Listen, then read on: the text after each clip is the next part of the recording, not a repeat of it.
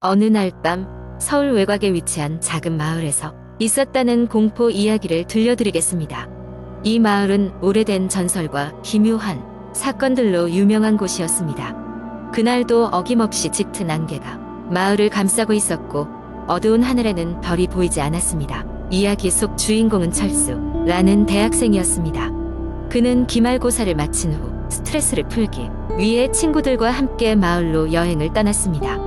마을에는 미스터리한 폐가가 하나 있었는데 그곳은 오랜 세월 동안 마을 사람들 사이에서 금기시된 곳이었습니다. 귀신 나오는 집이라는 소문이 돌면서 아무도 가까이 가지 않았죠. 그러나 철수와 그의 친구들은 그런 소문을 믿지 않았습니다. 오히려 모험심에 불타올랐고 그날 밤 일행은 폐가를 탐험하기로 결정했습니다. 밤 11시 철수와 친구들은 손전등을 들고 폐가로 향했습니다.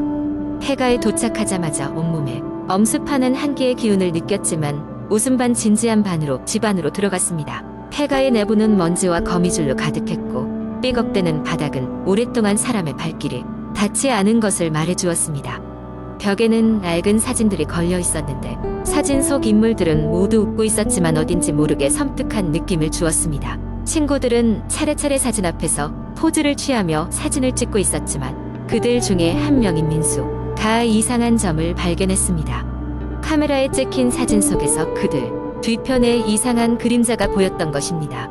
처음엔 단순한 그림자로 생각했지만 모든 사진에 같은 모양의 그림자가 나타난다는 것을 깨닫자 친구들은 불길한 예감을 느꼈습니다. 두려움에 사로잡힌 그들은 서둘러 폐가를 빠져나오려 했습니다. 하지만 문이 열리지 않았습니다.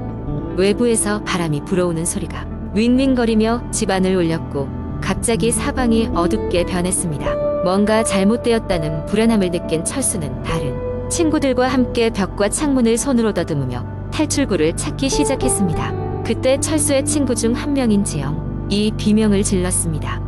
다들 지영이 있는 곳으로 몰려갔고 그녀는 저 멀리 복도의 끝에 어떤 형체가 서 있다고 주장했습니다.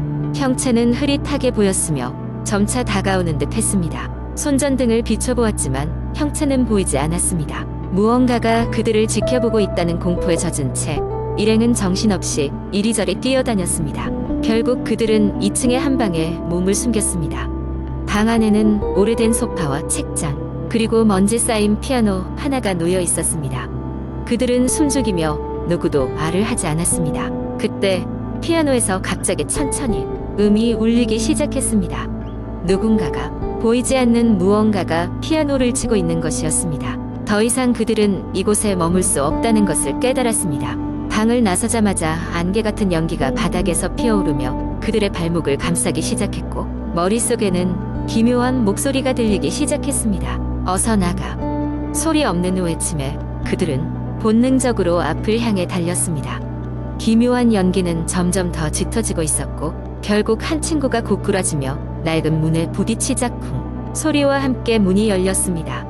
그들은 모든 걸 뒤로 한 채 바깥으로 탈출했고 새벽의 찬 공기에 정신이 번쩍 들었습니다. 폐가에서의 탈출 후 친구들은 다시는 그 사건에 대해 입을 열지 않았습니다. 누군가가 물어보면 웃으면서 신기한 경험이었다고 넘겼지만 그날의 악몽은 오래도록 그들의 머릿속에 떠나지 않았습니다. 철수는 이후로 그 마을을 다시 찾지 않았고 그저 마음 한편에 섬뜩한 기억으로 남겨두었습니다. 마을 사람들은 그들의 이야기를 전해 들었고 역시 그 집엔 무언가 있다니까 라며 또 하나의 괴담으로 마을에 전해졌습니다. 그렇게 한동안 마을은 평화를 되찾았지만 여전히 그 집 주변에는 누구도 살지 않았습니다. 어느 겨울밤 마을을 덮는 눈을 광적으로 바라보는 한 그림자가 폐가의 창가에 스쳐 지나가는 것을 본 사람도 있었다고 합니다. 그리고 그 집은 지금도 여전히 그곳에 서 있습니다. 아무도 찾지 않는 그 자리 그대로 말이죠. 두 번째 이야기. 한국 인터넷에는 수많은 공포 이야기가 돌아다니며 그 중에는 특히 사람들의 등골을 오싹하게 만드는 이야기들이 많습니다. 이 중 한 가지 이야기를 길게 풀어보겠습니다. 어느 작은 시골 마을에 위치한 낡고 오래된 집이 있었다.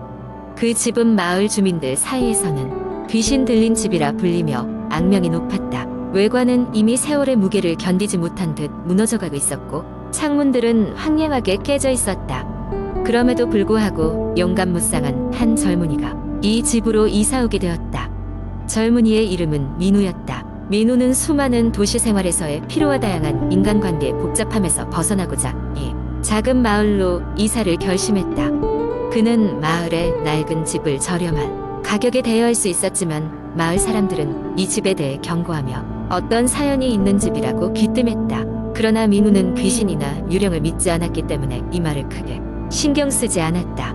첫째 날 밤 민우는 집안 곳곳을 정돈하고 간단한 저녁을 먹고 난 후 침대에 누웠다. 잠을 청하려던 찰나 낡고 삐걱거리는 소리와 함께 한낮의 정적에 깨어졌다. 그는 단순히 집이 낡았기 때문에 소리가 나는 것이라 생각했다. 하지만 소리는 점점 또렷하게 들려왔고 뭔가가 집안을 돌아다니고 있는 듯한 느낌이 들었다. 민우는 마음을 가라앉히고 다시 잠을 청하려 했지만 그때 갑자기 차가운 바람이 불면서 방문이 살짝 열리는 것이었다. 민우는 깜짝 놀라 벌떡 일어나 문 쪽을 바라보았다. 문은 천천히 뒤로 닫히며 그의 심장을 쿵 하고 뛰게 만들었다. 그는 스스로에게 이건 단지 우연이며 바람이 불었기 때문이라고 타이르며 다시 누웠다. 그러나 그날 밤은 그렇게 쉽게 넘어가지 않았다. 새벽 2시 즈음 민우는 웅웅거리는 소리에 잠에서 깼다. 이번에는 확실히 누군가의 목소리였다. 희미하게 들려오는 소리는 여기서 나가 라며 낮고 거대한 울림으로 귓가를 맴돌았다. 민우는 두려움에 떨며 전등을 켰지만 아무것도 보이지 않았다. 그는 텅 빈 집안을 둘러보며 자신이 꿈을 꾼 것이라고 되뇌었다. 다음날 민우는 마을 사람들에게 어젯밤 있었던 일을 말했지만 그들은 그저 의아한 눈길을 보냈다. 마을에 한 할머니가 말을 꺼냈다.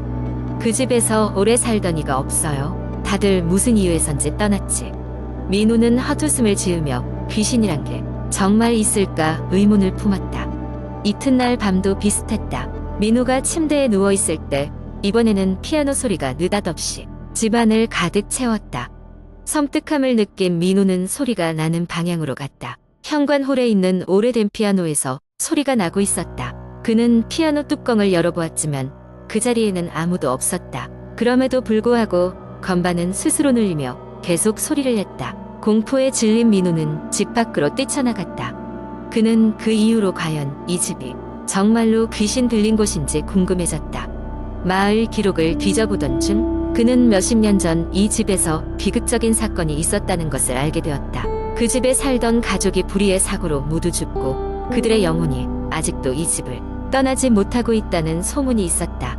민우는 이 집을 떠나야 한다고 생각했다. 그럼에도 불구하고 어느 날 밤 그는 마지막으로 어떤 확신을 얻고자 한밤중에 집안 여기저기를 조사하기로 결심했다. 그는 핸드폰을 챙기고 모든 방을 비추며 조사하기로 했다. 탐험 도중 그는 갑자기 누군가의 시선이 느껴졌다. 민우는 소름이 돋아 뒤돌아보았지만 아무도 없었다. 그 순간 그의 핸드폰 조명이 깜빡거리며 꺼졌다. 그러자 주변은 암흑으로 변했다. 그때 민우는 차가운 손이 그의 어깨를 잡는 것을 느꼈다. 무언가 그의 귀에 속삭였다. 넌 이 집을 떠날 수 없어. 민우는 정신을 잃고 기절했다. 다음 날 아침 그는 집안에서 발견되었으나 이상하게도 전날 밤의 기억이 희미했다. 그는 이곳을 떠나는 것을 진지하게 고민했다. 그러나 이상하게도 그는 이 집에서 벗어날 수 없다는 느낌을 받았다. 마치 어떤 힘이 그를 이곳에 묶고 있는 듯했다. 결국 민우는 그 집에서 몇 달을 더 머물렀고 매일 밤 그 이상한 현상들을 겪으며 점차 미쳐갔다. 마을 사람들은 그가 점점 변해가는 것을 느꼈으며 어느 날 민우가 마지막으로 마을에서 사라졌다는 이야기가 전해졌다. 악명 높은 그 집은 다시 빈 채로 방치됐고 아무도 그 안에 들어가려 하지 않았다. 민우가 사라지고 몇 년 후 새로운 용감한 사람들이 그 집에 들어가 보곤 했지만 그들도 오래 머무르지 못했다.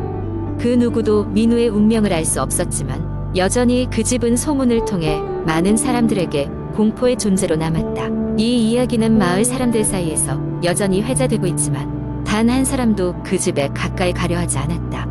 그 음산한 기운은 여전하며 그 집을 둘러싼 공기는 무겁고 숨 막힐 듯했다.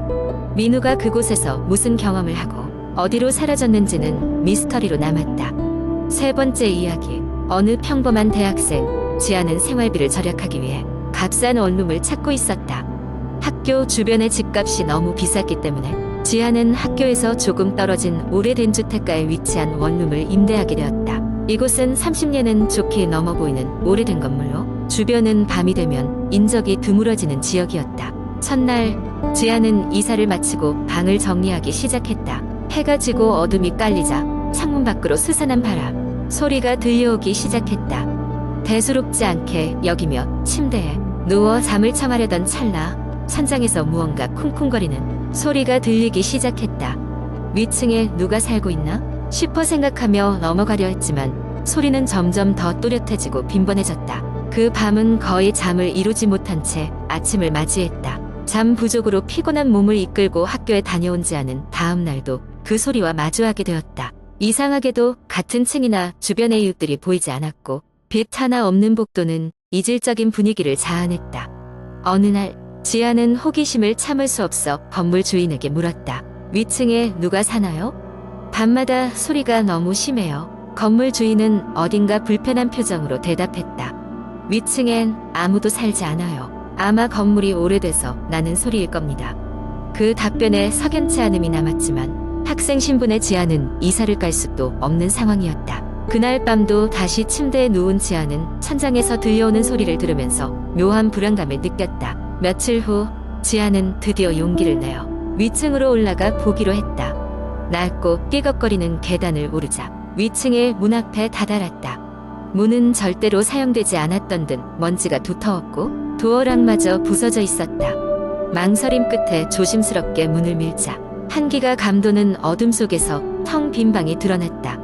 방 안에는 오래된 가구들과 낡은 사진 몇 장이 놓여 있었고 그중 하나에 찍힌 사람의 모습이 너무도 선명하게 눈에 들어왔다. 오래된 흑백 사진 속에는 분명히 현재 이 건물 주인의 모습이 담겨 있었다. 하지만 문제는 사진이 찍힌 연도가 1990년대로 표시되어 있었다는 점이다. 기억 속의 건물 주인은 그리 늙지 않은 사람이었다. 도저히 1990년대에 저 모습을 간직할 수 없을 나이로 보였기에 지아는 황급히 방을 나왔다. 다시 한번 천장을 올려다보던 지아는 무언가 이상한 점을 깨달았다. 쿵쿵거리는 소리는 번번이 일정한 간격으로 나는 것이 아닌 마치 무언가 메시지를 보내려는 듯한 느낌이었다. 그날 밤 지아는 그 소리를 녹음하기로 결심했다. 녹음 파일을 되감아 들은 그는 전율을 느꼈다. 소리는 확실히 무언가 말을 형성하고 있었다. 지아는 그제서야 불현듯 떠오르는 기억 속의 신호음을 직감적으로 알고 있었다.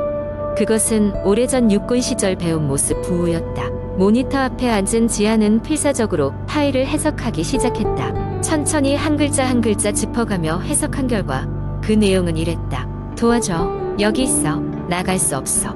더 이상 혼자 해결할 수 없다고 느낀 지아는 이튿날 이 사실을 친구들에게 이야기했고 친구들은 인터넷에 이 사건을 올리기 시작했다. 생각 외로 많은 사람들이 관심을 보였고 그 지역에 얽힌 기묘한 사건들이 하나둘씩 드러났다.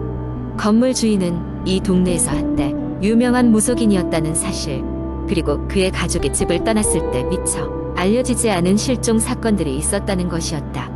결국 경찰이 이 사실에 개입하게 되었고 그들은 건물을 철저히 조사했다. 조사를 진행하던 중 위층 천장에서 사람의 형태를 하는 작은 일종의 봉인을 발견하게 되었고 그 속에서 실종된 것으로 추정되는 사람의 유골이 나왔다. 그 사건 이후 건물은 철거되었고 지아는 안전하게 다른 곳으로 이사했다. 때때로 그날의 밤하늘을 보며 섬뜩한 기억을 떠올리지만 그는 더 이상 두려워하지 않았다. 과거 그날 밤의 소리가 단순히 그의 상상 속의 산물이 아니었음을 증명했기 때문이다.